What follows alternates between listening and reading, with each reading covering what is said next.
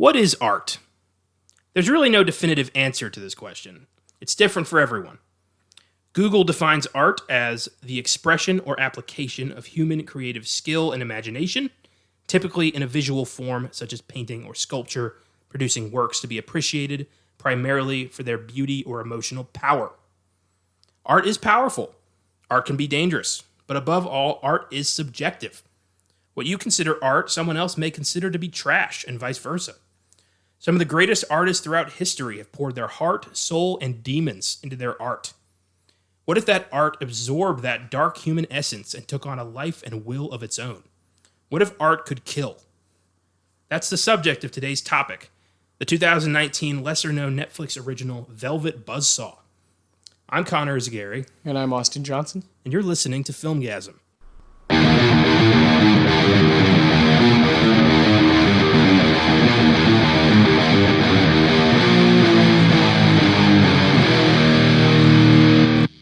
Wednesday, listeners. Happy hump day. Hopefully you're absorbing as much good shit as you can during these dark times. We're just doing our best to be a part of that and spread the love using movies, particularly horror movies, every week as best we can. This week is our first random pick from the Book of Filmgazm, 2019's Velvet Buzzsaw. If you want to know what the Book of Filmgazm is, go back and listen to the end of episode 61, Judy Garland. Going forward, the episodes are going to be way more bizarre and insanely random. Can't wait. Yeah, man, it's really exciting, and like you said, the randomness brought us this first one, Velvet Buzzsaw, which is not something that we would have consciously chosen. True. For a long time. Yeah. Something that I watched right away just because I'm a huge fan of some of the actors. Yeah. But a film that you hadn't seen yet. I straight up ignored this one when it came out. Yeah, it came out a little over a year ago. And didn't have that long of a life, it seemed, on Netflix. Nope. Seemed like it went away right away. Weird, despite the star power behind it. And No kidding. The guy who made it has quite a track record. Especially just a few years ago with Nightcrawler, yeah. You never know. Well, we hope you enjoyed this past Sunday's surprise episode on Tommy Boy, one of our favorites. Oh, yeah. Had a blast watching that one. Holy Nikes. We'll have another Sunday episode on a film celebrating an anniversary this week. More on that at the end of the show. Oh, yeah. Another exciting one for you guys. Once again, no rewind. Sorry. As a substitute, let's share some of the movies we've been watching outside the podcast. I've been on a Kevin Smith kick lately. I watched Clerks and Dogma, both of which were brilliant. It's been a long time since I saw either one of those. And yeah, I loved it. I watched a Jay and Silent Bob reboot about a month ago. And ever since then, I've been like tracking down his movies and just watching them again. God, Clerks will forever be so close to my heart. Yeah. Cute cat, what's his name? Annoying customer. Fucking dickhead. So good. Every choice that's made is just awesome. You hate people, but I love gatherings. Isn't it ironic? Oh, yeah. Loved Clerks. And Dogma was so ambitious. Oh, yeah, extremely. And one that I really wish people would go back and watch. I know. Like it was made too early. Like, it would thrive now. Oh, my God, yeah. Especially as like a Netflix release. You know? Oh, boy. It was perfect. And it's like a brilliant, for right now, people just chilling, doing nothing. I didn't realize it was so long. It's like 2 hours and 15 minutes. Yeah.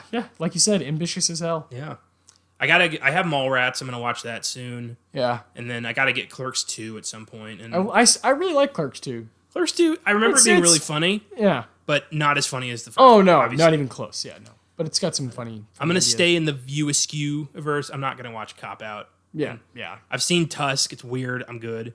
Yoga Hosers I can do without. Yeah. So I'll stay in this little area. It's nice. I like that. Here. Yeah. What have you been watching? Oh, man. All kinds of stuff. I recently pulled the trigger on getting the Criterion channel, finally. I've heard from all kinds of movie people. People are obsessed. I like to call them film heads. People are just, this is what we're all about. And I'm like, I consider myself to be one of those people, right? I would say so, yeah. With the coronavirus, obviously, and going to be inside a lot, it's like I want more movies that I haven't seen, right? Fresh stuff. I want to stay on my toes. I don't want to rewatch stuff because I tend to do that a lot. Yeah. Which I don't mind. I don't mind rewatching things at all, but I am trying to, broaden my horizons. I get you. So the Criterion channel, I explained to you, I gave you my login because I want you to be on the journey with me, is looked at as like the best of the best in the movie world, worldwide. All kinds of cinema. So far, I've watched. I've sent you some reviews for these, Connor. I watched Alfonso Cuarón's 2001 masterpiece, Y Tu Mama Tambien. Brilliant stuff. I watched Tomboy, which is Celine Sciamma's second film. She's the one who made Portrait of a Lady on Fire. So I'm trying to, not just sticking in one lane. And then I watched something like Fat Girl, which is a French film that kind of messed with my head. And it, reminds you to be careful. You talk about art and what you put in, what you put in your head is kind of what you are, sort of thing. And I'll be honest, I kind of sort of regret watching the movie Fat Girl. There's some excellent filmmaking there. I'm not going to deny that. But when I texted you about it, you said you hit the nail on the head. You said it sounds like Kids. Yeah. Harmony Korine's, crazy script, crazy screenplay. Kids from 1995. Just unsettling as hell, And there can be good things about those films, of course. Yeah. There can be good filmmaking there. There can be good cuts, good shots, good acting, whatever, good writing. But when some of the subject content goes past a certain line, sexually, is my point. Yeah. It's hard to battle with in my head. But yeah, I don't know. It's hard because you sometimes want to go into stuff blind when you're trying to branch out. So it's hard. I've seen some movies that I adore. Y Tu Mama Tambien, I gave a 10 right away when I wrote a review for it when I sent it to you. I watched La Ciénaga, which is an Argentinian film. Unbelievable stuff. I still can't quite figure out how I feel about it. So it has been a good experience. But you just got to be careful, man. Like you said, with art, you don't know what's out there. And when you're messing with stuff worldwide, who knows what's out there, man? Our art is so vast. Yeah. And it really is it's up to the beholder. It really is. Very true. There's always something to watch, especially with all the different services we have at our fingertips these days. Yeah, as if I needed more. But I've been fortunate. I share a Netflix with my girlfriend, and my mom has allowed me to have her Prime for a long time. So I've had access. I pay for the Hulu, but I don't pay for all of them. Is my point. So I felt like, hey, I should get this Criterion, share it with Connor, pay it forward, sort of thing. Because I don't think you can have too many services right now. You want to have all the options, right? During this time, so you can watch and be entertained and learn and grow, that sort of thing. I also did watch, this is really popular right now, the Tiger King fucking documentary on Netflix. Wild shit. I know a lot of people have watched it. It's like number 2 on Netflix or whatever right now. If you like documentaries, it's one of those that kind of pulls you in different directions if you like that. But I will say, I think it could have been 5 parts instead of 7. It could have cut some of it out. But it is extremely entertaining. Very good stuff. If you like documentaries, definitely check that one out. It's a good way to pass time. But other than that, I'm just, watching movies. That's all. Very nice. I watched the Martin Scorsese 2011 epic Hugo for the first time. Oh, yes. Liked it a lot. It kind of turned into a different movie about halfway through. Yeah. It was very strange. And it's weird that George Méliès is a real guy, and it used his career as kind of a metaphor for rediscovering a love of cinema, which was cool. Especially, me being a huge fan of cinema, obviously. I mean, we run a podcast here. Yeah. I really found myself connecting to that movie. Mm-hmm. And that was cool. I love when I get that, when I feel connected. Yeah. Hell yeah. That's partly what it's about. Yeah. I felt the exact opposite when I watched the film Dreamhouse earlier today. What a god-awful, just piece of hot garbage. An absolute horrible film. Yeah. God. Yeah, I can relate to that because I did watch a movie that I absolutely hated. He's Just Not That Into You. What a pile of shit. I can't stand when there's another movie with just multiple characters represented that we've seen a million times. I fucking hate that. And that's all that movie is a ripoff of Woody Allen, Yeah. And it's just shit. It's just shit. It's terrible. Don't watch it. Don't watch it unless you want to just laugh at them. I don't know. I consider myself open to pretty much every genre, but I fucking hate rom-coms. Rom-coms are tough. They're either they're either When Harry Met Sally, and they're like, oh, that was really, or they're just a pile of shit usually. Yeah. They'll get a token popular musician. They'll throw them in there. Yeah, and it's a lack of actual representation of real relatable characters. These people, what? Who are these people? Why is Sex in the City so popular? What? who the hell are these people? You know, I don't know. That's just me. Obviously, where it's a very unpopular opinion, you and I, because those movies tend to do very well. Those are the Valentine's Day date movies, man. Yeah. Speaking of, He's Just Nothing Into You made like $140 million. You know, it's just like, fuck, come on, man. That's boyfriend guilt money right there. That's what that is. Yeah. You got nothing else to do. Yeah. Sorry, ladies, but it's true. Yeah, no, I will stand up and say I'll defend the good rom-coms. I will defend as hard as any other movies. I think one that's recent, The Big Sick, fantastic movie, and that is a rom-com through and through. Awesome movie. You just got to do it right, just like with anything. Yeah, just like with anything. There's shitty action movies. You just got to do it right. Same with rom-com. Just I just feel like there's too many of them. It's an oversaturated market. Yes, exactly. Well, all right. I think that does it for what we've been up to lately. Yeah, and there, well-rounded. Next week we'll have more. Yeah. So you told me you'd seen Velvet Buzzsaw prior to the podcast. What was your initial thought? Oh, I watched it right when it came out. Anytime a movie comes out with Jake Gyllenhaal, and then a movie that comes out with Toni Collette, and then they're in it together. Those are two of my favorite working people right now. As you know, I'm. Like Nightcrawler, Brokeback Mountain, Zodiac. Jake Gyllenhaal is like a hero to me. And Toni Collette, she had already done plenty of things, Sixth Sense and stuff in the early 2000s. Little Miss Sunshine is one of my favorites. But then she does a horror film like Hereditary later in her career. And just, and then she does this. And, and then Knives Out this past year. It's just, she's lights out, One of my favorites. So anytime they're in something, I have to see it. And then I found out I was the guy who wrote and made, Nightcrawler. Yeah. Okay, then I'm definitely in. And it was on Netflix. I'm already, at that time, I had just had my daughter Willow. She had just been born, so it was like, well, I gotta, I'm gonna stay home and watch movies, that sort of thing. Yeah. I have a newborn. So that was one of those first ones that I remember watching right away, that kind of thing. So yeah, loved it, man. Cool. Very cool. Like I said, I just kind of passed it over. I didn't think anything of it. A horror movie comes out on Netflix every day. Yeah. it's such an oversaturated. I know. So I looked at the reviews and they were pretty negative, so I just shrugged it off. Yeah. But having watched it now, I was really surprised. Yeah. It's a decent flick. It is, and the performances are awesome, man. Yeah. You hate everybody. Yes. Yes.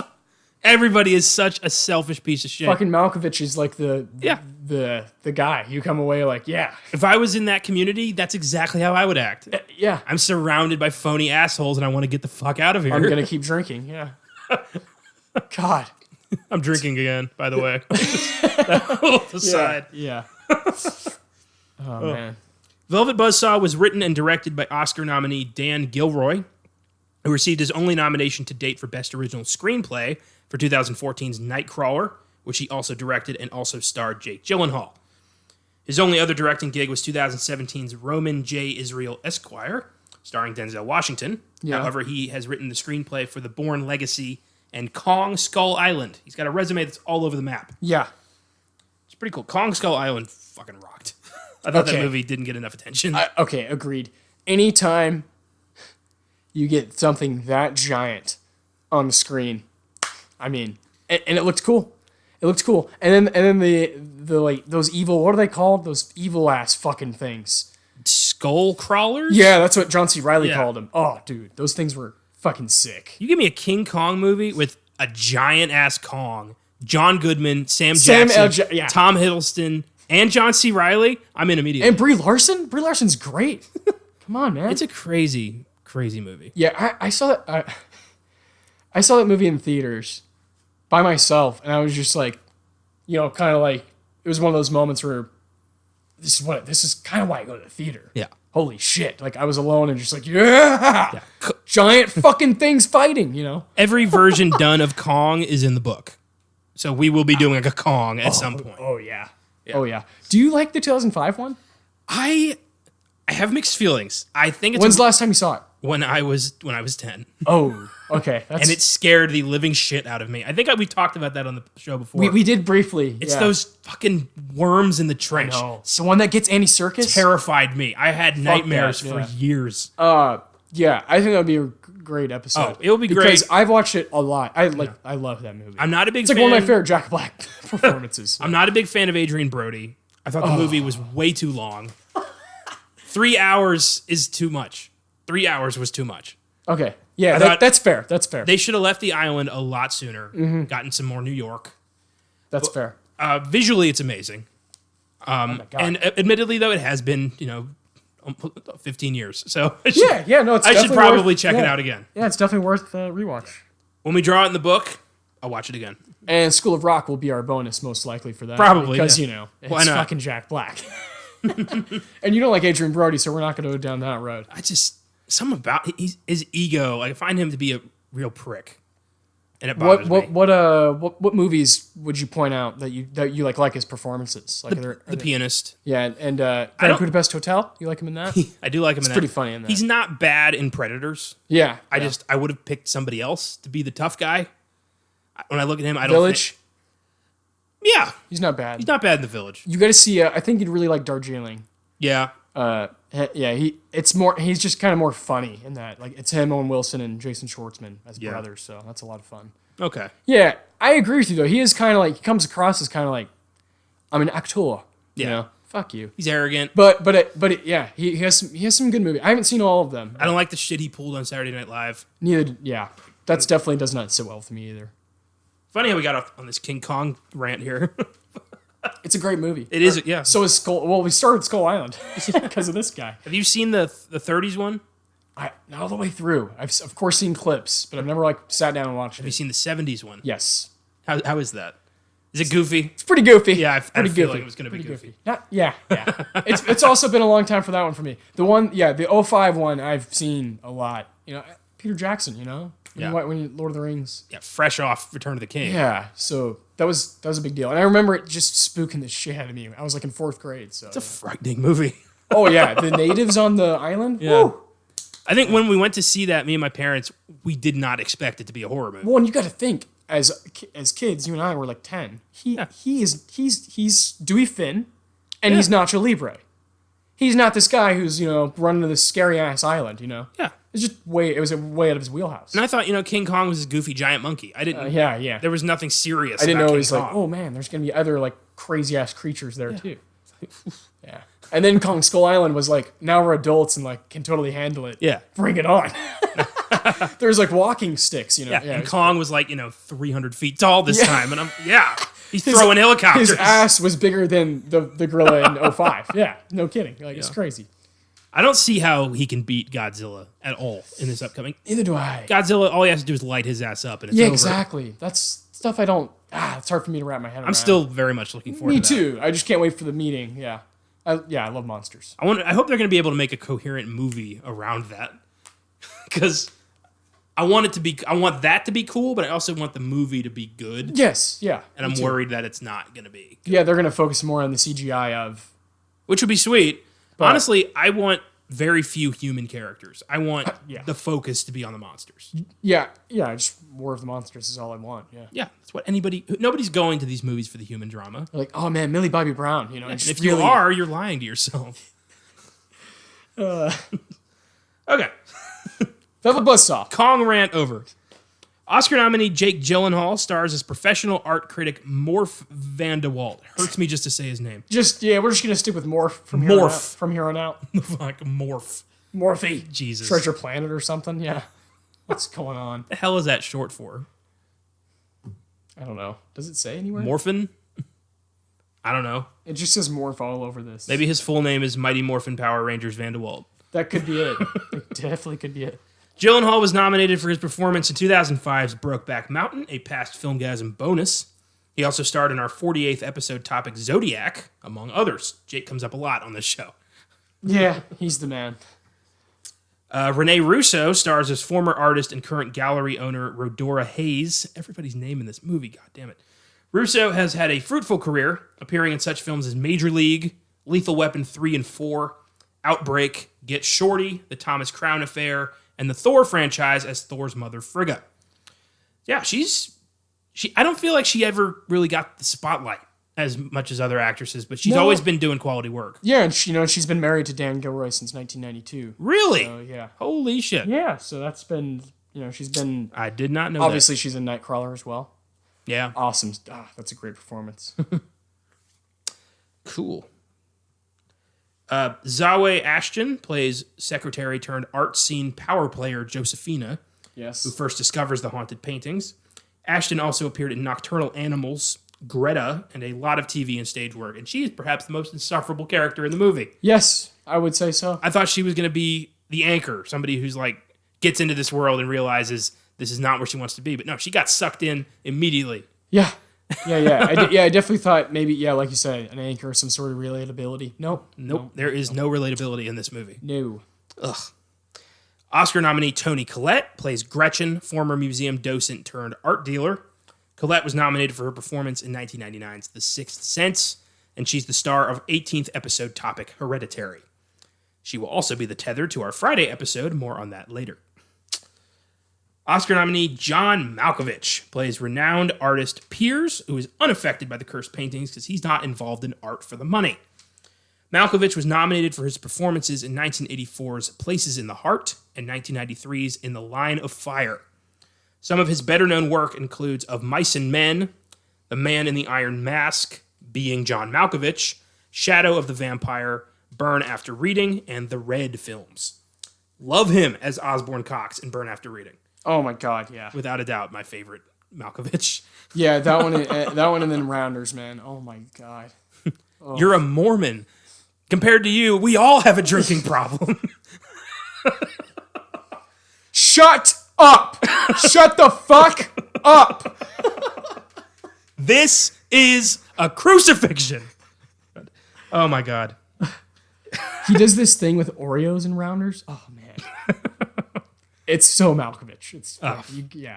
Something about Malkovich. I don't know what it is, but I fucking love that Everything guy. he does, I don't question a goddamn move he makes. No. He's the only actor I can see them realistically making a movie where people literally take a portal into his mind. Yeah. Have you seen Being John Malkovich? I have not. I really want to see it. Yeah. It's one of those 99 films that's kind of stands. Is it on streaming anywhere? Because I might just check that out tomorrow. I do not know. I'll have to take a look. I do not know. I'm due a rewatch myself. John Malkovich study would be very cool. Because he's every fucking way. That would take us into some weird movies, but I would be down. Exactly. Have you seen Shadow of the Vampire? I have not. It's a weird movie. I want to go there. He and Defoe, fucking brilliant. I need to go there. Yeah. I mean, yeah, you don't need to say anything more. The movie around them isn't too great, but they do a great job. That's fine.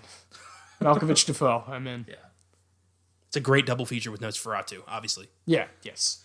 Finally, we've got Natalia Dyer as poor, unfortunate Coco, who discovers 3 bodies in the film and begins to think she's the problem. Dyer is most well known for her role of Nancy Wheeler on Netflix's Stranger Things. Overrated. I haven't watched it. Overrated. I prefer to watch the 80s movies that the show steals from. So that's just me. Oof. I feel like we just lost a lot of followers. What little we have. I don't mind. I don't mind. Stranger Things is like you said, yeah.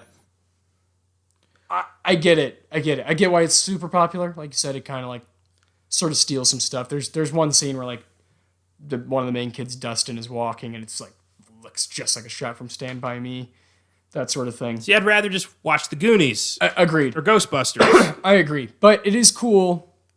The one thing that I think is positive about it is that there's younger kids who maybe wouldn't have been interested in this sort of culture, like this nerdy stuff. Like they're playing Dungeons and Dragons on the show.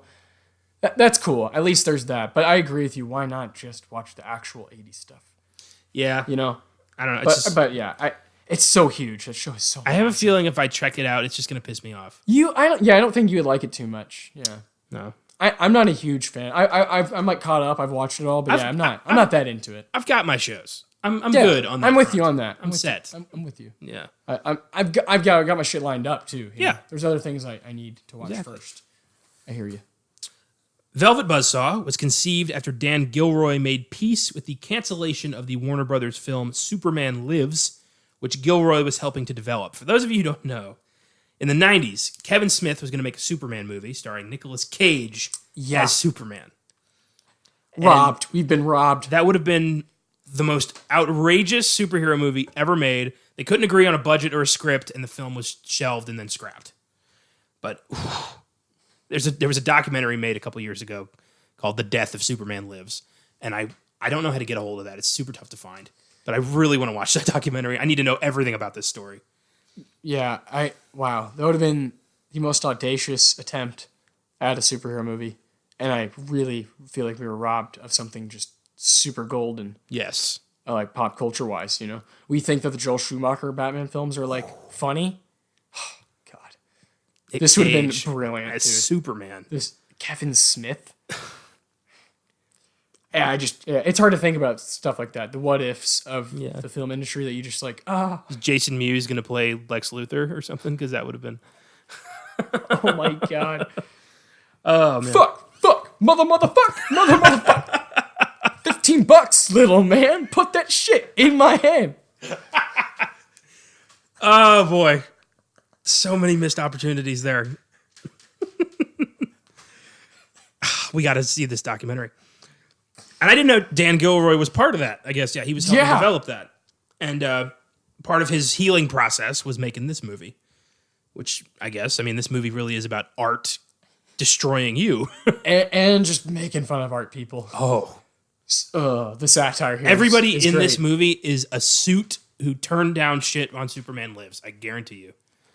Like that asshole who wanted the big spider. Yeah. Yeah. True. Yeah. It's great. Those of you who want more info on that, go to YouTube and look up Kevin Smith talking about Superman Lives and the giant spider. Yeah. It's the weirdest story, and the payoff is fucking brilliant. YouTube, man. And then get lost after that. Oh, yeah. Watch that video and then see what they suggest for you after that. And then don't go away. Just stay there. Gilroy began casting the film in 2017, beginning with Jake Gyllenhaal and Rene Russo, two of his go-to actors. Yes. Netflix bought the distribution rights, and the film came out in 2019 after premiering at the Sundance Film Festival. Velvet Buzzsaw has an IMDb score of 5.7, Rotten Tomatoes score of 62%, but an audience score of 36%. It's a tough sell for audiences, which I understand. The film is an acquired taste, plus it's catered to a certain audience. People who are familiar with the LA art community and also enjoy horror movies. Tough to find that happy medium. Or weirdos who have a fucking book of Filmgazm and just pick random ass movies. Or freaks like us who have a horror podcast and watch anything and hate making decisions. So let's get into the plot of this weird ass movie. Let's do it. Oh, one guy that I do really like. I can't remember his name in the film, but he's his name's David Diggs. Oh yeah, and that's who Zaw Ashton. That she starts dating him later. Yeah, his movie Blind Spotting. Holy shit, man! One of the coolest movies from 2018. I think it's. I want to say it's still on Prime. I believe it is because I watched it not that long ago, like a rewatch, and just to make sure it was really good. It is very good. Awesome movie. David Diggs is like a super talented guy. He's been in a bunch of stage stuff, and he's really cool in this. Fits right in. Everybody works. I believe all of it. Yeah, which is. Well, everybody who survives are people who are in it for the art. Yeah, and I love that. Yes, that's what I feel like. Dan Gilroy is. He's in it for the art. In the Hollywood, because there's a shit ton of people in Hollywood. Most people are like everybody else in this movie. Paycheck, and they just love to smear power. Yeah. Ugh, I hate it. So, in Miami Beach, we meet art critic Morph Vandewalt. Ugh. He's attending an art exhibition with his friend Josephina, who works for gallery owner Rodora Hayes. She used to be a member of a punk rock band called Velvet Buzzsaw. She has a tattoo on the back of her neck of a bloody saw, and everyone's like, how did she live it down? Oh, she used to be a punk rocker? Oh my stars. Oh my God. And now she's in this community? Oh my God. Ugh. Dude, I wanted to break my TV almost the entirety of this film. It's incredibly irritating the way these people passive-aggressively just trash each other. Derivative. Ugh. Derivative. Allow me to destroy your gallery. Ugh. Dr. Antis Toboggan.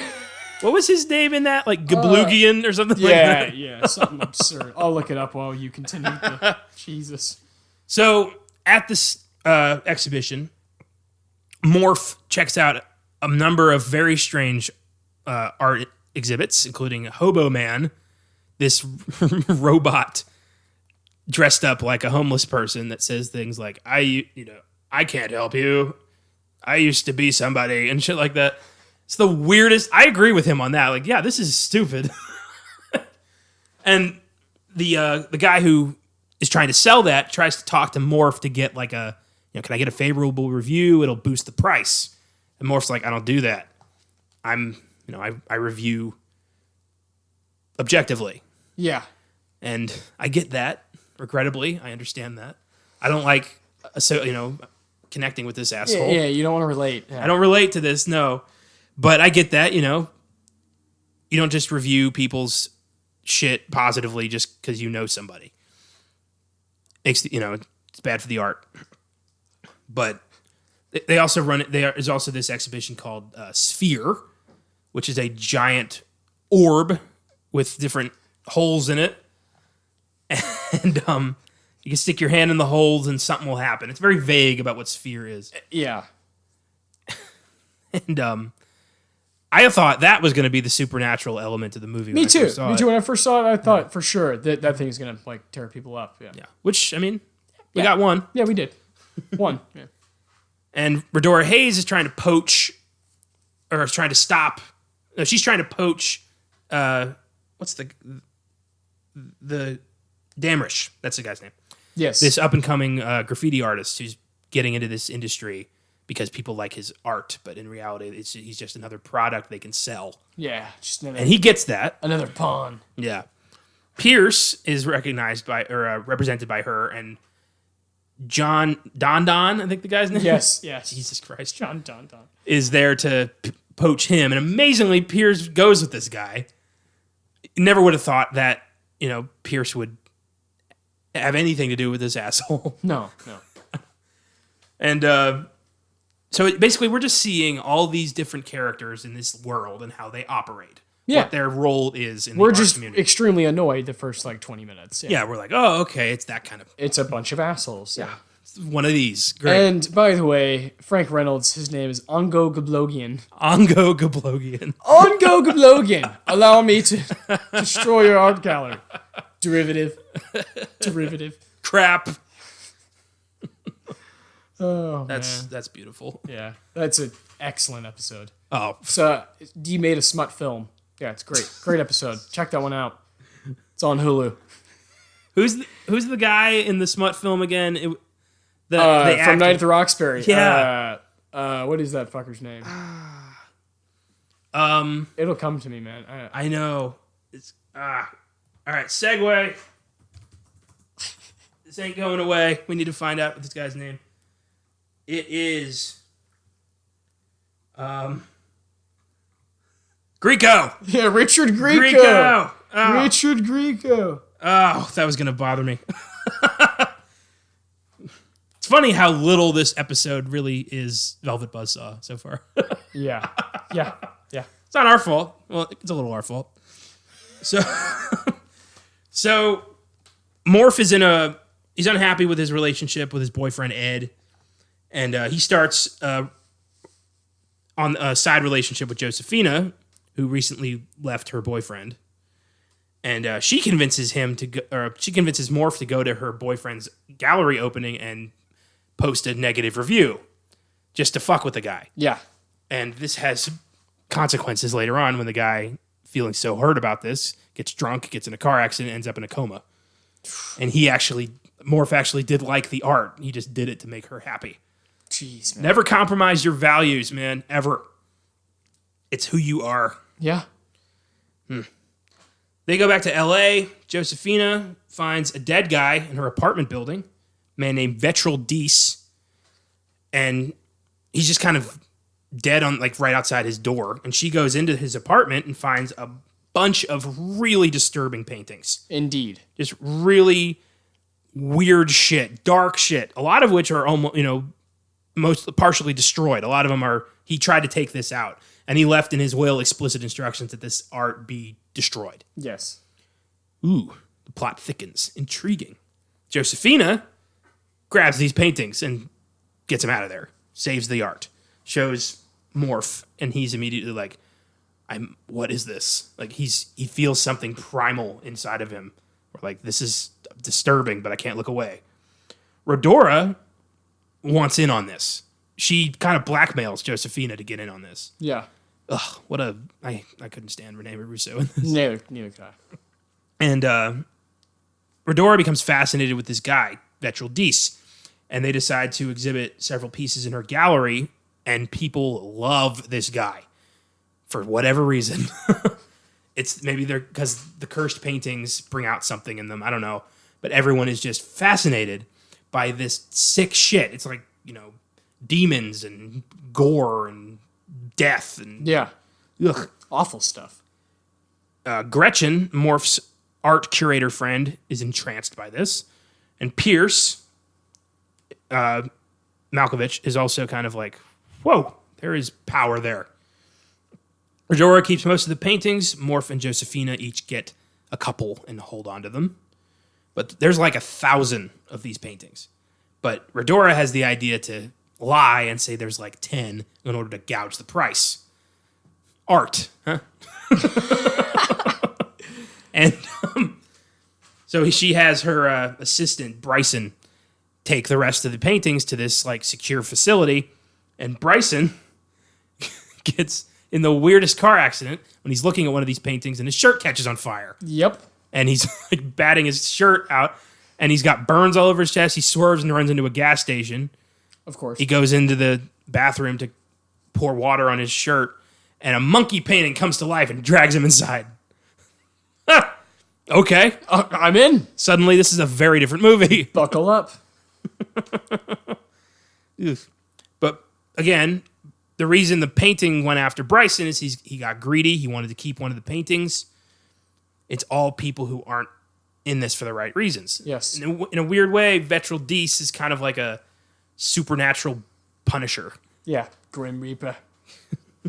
Coming back to take the non-artist away. The question is, though, did the painting catch fire from his cigarette or from some supernatural evil? Because earlier we saw a fiery crack appear in the painting independently. Oof. I can't believe a monkey painting just dragged him in. That's I know, freaky. right? And Morph starts researching Vetral Dees because he's fascinated. And he discovers that Vetral Dees was a very disturbed man. He had an abusive childhood. He murdered his father. And he ended up in a mental hospital for a long time. Jeez. When he was released, he ended up working at a sawmill, I think. And people there knew not to talk to him. Don't mess with this guy. He lived alone. He painted alone. And all of his rage and demons went into his work. Yeah. Which is a very interesting concept. Like, if you believe in the concept of evil, then you must believe that evil is tangible and that evil can be passed. So if you are so enraged, so hateful about everything in your life, about everything that's been done to you, could you transfer that into a medium like art? And could that art be imbued with that kind of power? I'm not saying to this level. Yeah. But would it bring out the same feelings in people? That primal instinct, yeah. I know what you mean. Like a movie made by somebody who, went through horrific shit. Would that speak to you if they made it out of spite? Yeah. I don't know. Interesting. The whole concept of evil in art that was brought up in this movie is really, I've been thinking about it a lot. It's fascinating. Yeah. It's definitely the tones and the underlying, obviously the underlying message of this movie is definitely what sets it apart and makes me think about it, remember it. Yeah. When we've seen horror movies past, just, in the show, we've seen in Amityville where evil lived on in this house, caused, horrific shit to happen to these families. Yeah. Who's to say it couldn't happen in art? Yeah, in paintings. I think it's a really interesting way to do this. And do you consider this film a straight up horror movie or more of a satire? More satire, I think, for me anyway. I don't know. Some people might. I think these characters are a little too over the top to the point where he's got to be making fun of them. These can't be real, realistic depictions. Yeah. There's no fucking way. I hope not. God, if just one of these people is real, it's not right. I can't. Yeah, I know what you mean. So, John Don, he's a rival art gallery owner, is the guy who took Pierce. He hired an investigator to uncover the mystery of Vetral Dis. But he wants to use that to smear Redora's gallery and drive down the price of the paintings because he's bitter and angry. He's a sad, strange little man.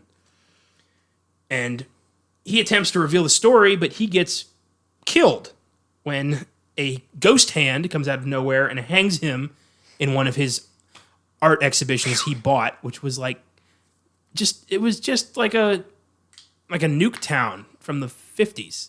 Yeah. Just, mannequins watching TV. What the fuck, man? What's wrong with some people? I hate modern art so much. It is it's ridiculous. It's absurd. The culture is absurd. It's people who see, I think Jackson Pollock is a complete, I don't consider him an artist at all. I think Jackson Pollock is an idiot. I think he's a drunk who, I can throw paint too. I am not an artist. Yeah. God, yeah. I'm sorry, but I've been thinking about this guy for a long time. I understand. The whole, a line, a red line on white paper. Fuck you. You think, no. What's that one painting that's like, it's like a little bit blue? It's like there's like a quarter of it that's blue and the rest is yellow. Yeah. You know what it made me realize? I could sell so many paintings to these morons. Why don't you? I don't know. But like, how do you? Well, but there's like a whole persona to it. You have to be like. That's what you're buying. Yeah. You're buying the guy. Because Yeah. if I drew a red line on a white canvas and tried to sell it at a yard sale, no one's buying that shit. I suddenly put on a scarf, a turtleneck, and a pair of big glasses, and I'm a millionaire in New York City. On go, Gablogian! Yeah. I don't get it. This whole industry just pisses me off. Yeah. It doesn't make any sense. Oy, God. Sorry about that. Oh, no. No. Have at it. So, Coco, Redora's former assistant, who John hired because she worked for Redora and could get him dirt, which is really shitty. Yeah. The interview process, he just walks right past her and goes, "You're not old enough." She's like, "That's it?" He's like, "That's it."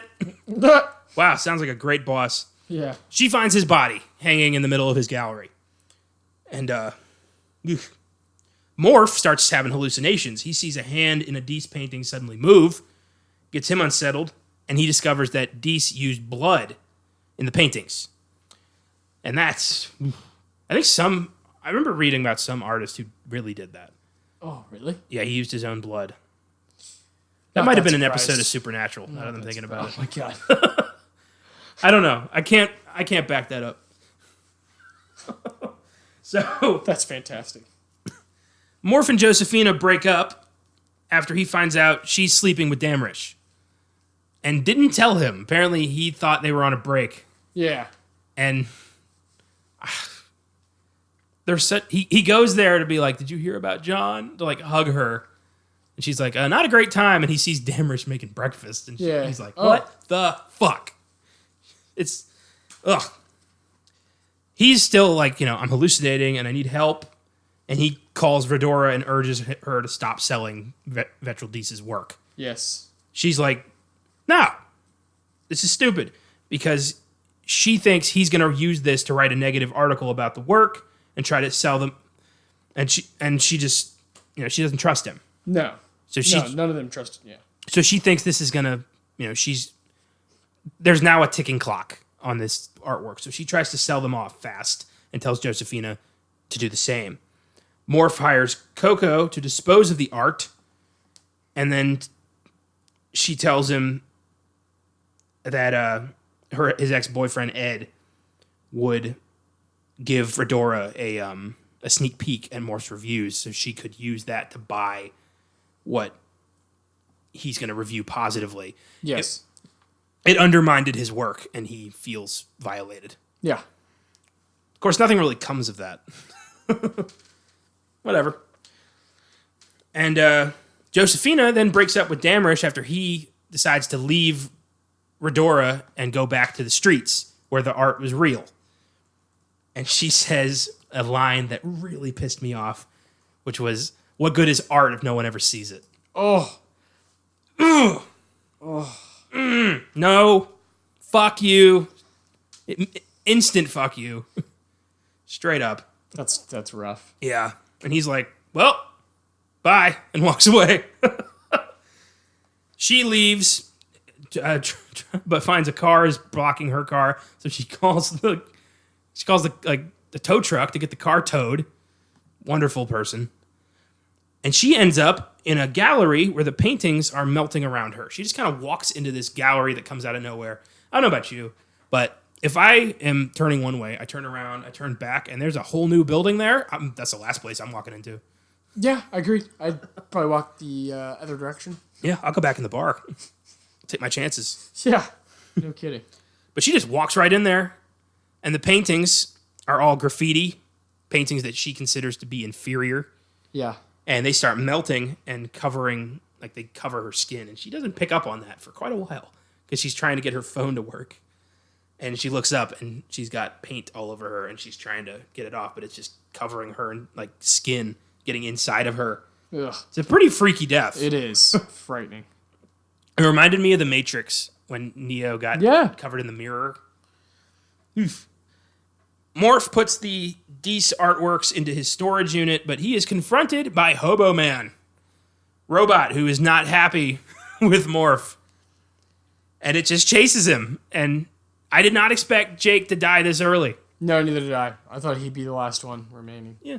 Hobo Man just snaps his neck, like slowly. Yeah. It was a grisly death. Oof. Oh, but before that, which is not in this, it's not in the plot synopsis. I can't believe this. Gretchen's death. Yeah, I was going to say, I thought that was right before, yeah. Gretchen, in her gallery, or I guess in the museum, she goes to Sphere, sticks her hand in there, and gets basically her hand ripped. She gets her arm ripped off by something in there. Yeah. And she bleeds out. It's grisly. But we knew it was coming. We had to have that. Because we referenced from the beginning. You can't introduce this thing called Sphere and not have somebody get ripped Destroyed open from it. Yeah. It's awesome. I was hoping like she would get sucked into Sphere. That's what I would have done. That would have been great. Like Hellboy style, like when Rasputin gets like folded into the portal. Oh, that's what I would have done. So good. If I had the capital and like the ability to make a horror movie, I'd make some fucked up cool shit. Me too. Me too, man. One day maybe. Yeah, hopefully. You never know. So Coco finds Gretchen and she finds Morph, and she's like, "Fuck me!" Like I love that. The first two times she's like horrified and crying, and the third time she's like, "God damn it!" Which would kind of be my reaction too if I kept finding bodies. Josephina is now part of the wall of graffiti right outside that bar. It's really subtle, but really creepy. Redora, now believing Morph was right and Vetral Deese is behind all this, has all of the art in her house removed because this guy kills through art. It's just such a cool idea. But then again, what is art? Like, in my apartment right now, some would consider my couch to be art.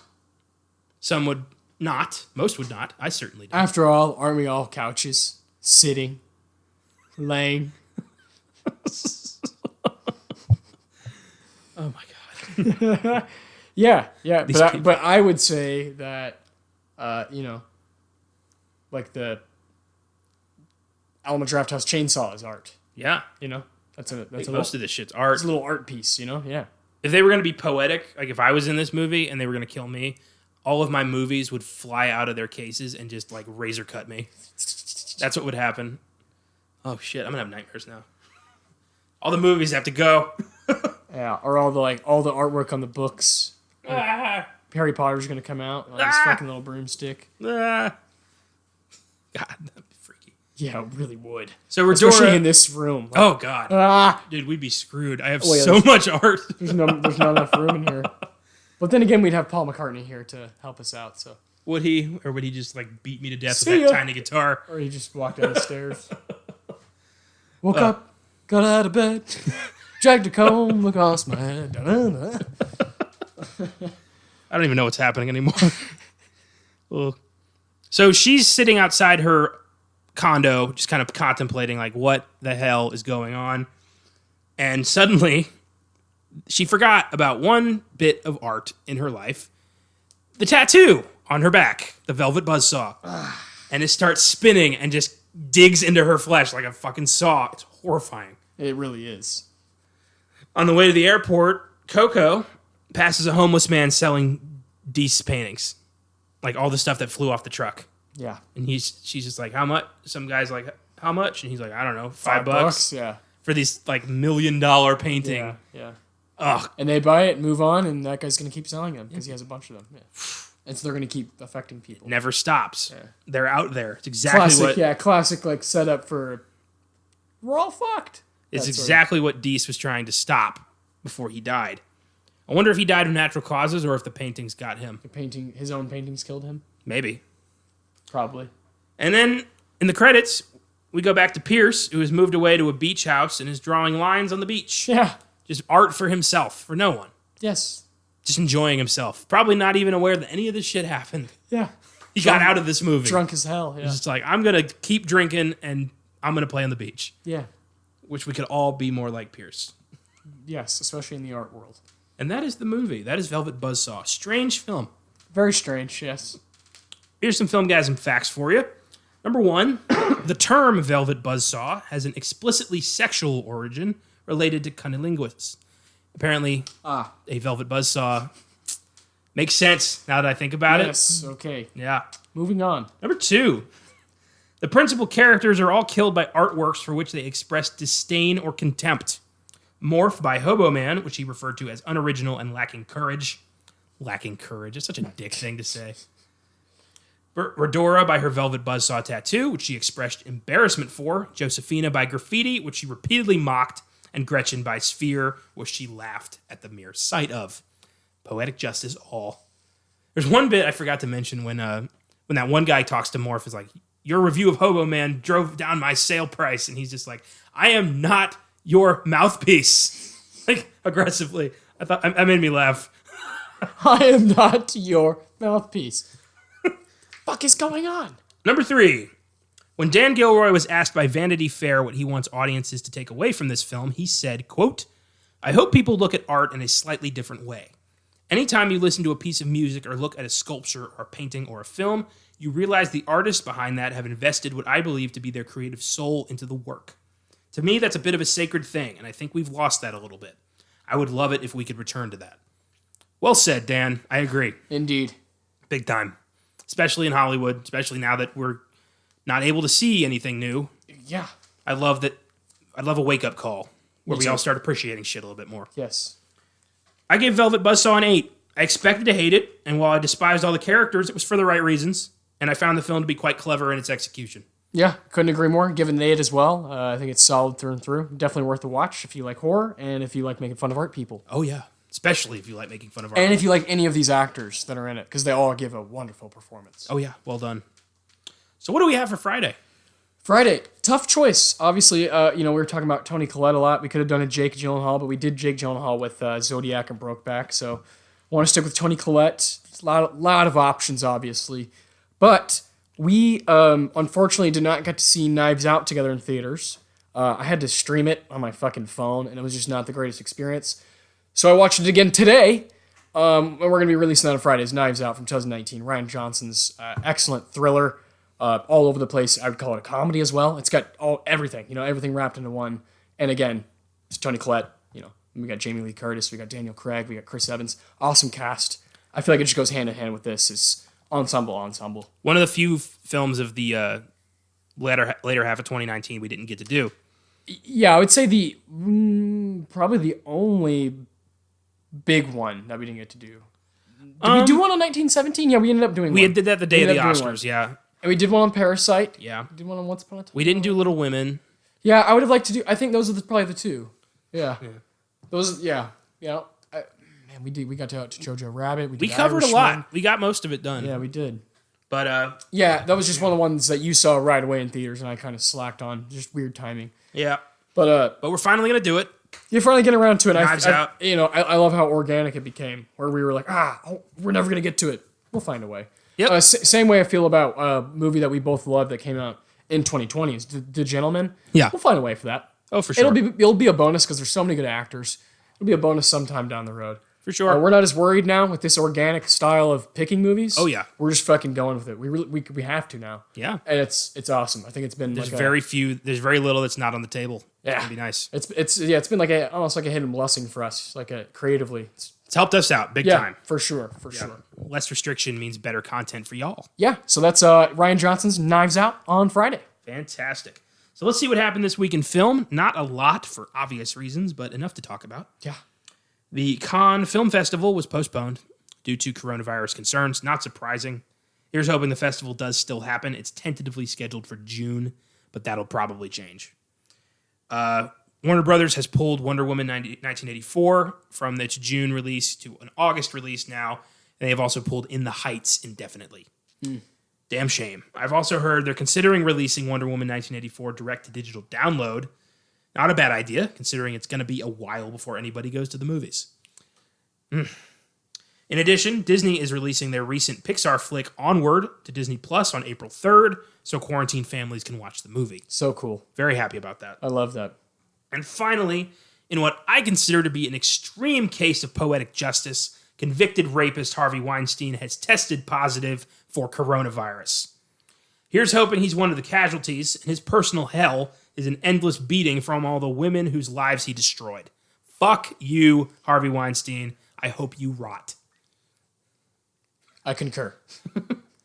I felt so warm when I read that he had it. I was like, yeah, there is a God. This guy, yeah. Ugh. Fuck that guy. Yeah, I know. Yeah. Don't even feel like saying his name, you know? That is all for this week, listeners. Again, we're going to remain as diligent as possible to provide new content weekly and on time. This Sunday, we'll be releasing an episode celebrating the 20th anniversary of DreamWorks' animated cult comedy, The Road to El Dorado. Woo! One of our favorites, doesn't get enough credit, so we're shining a spotlight. Yeah, Road to El Dorado, DreamWorks. Obviously, it's overshadowed by the likes of Shrek, Yeah. But this is gold. It's gold. It's gold. Go back and watch it, please, before Sunday, because it's, oh, man. It is a whole city of gold. Next week, as per the random drawing of the book, we revisit one of our past Filmgazms with a sequel. When 16-year-old Regan McNeil tries to move on from her bout with the demon Pazuzu, she realizes the demon still lurks within, biding its time, waiting to be released. Next week, we take a look at 1977's Exorcist II, The Heretic. This was a random drawing from the book. I swear it's not planned. Yeah, no. I've heard nothing but terrible things about this sequel for years. Let's see if it's true next week. Until then, don't be pretentious about art. Just enjoy it and let others enjoy what they love, even if you don't love it. Life is quick. Don't be a dick.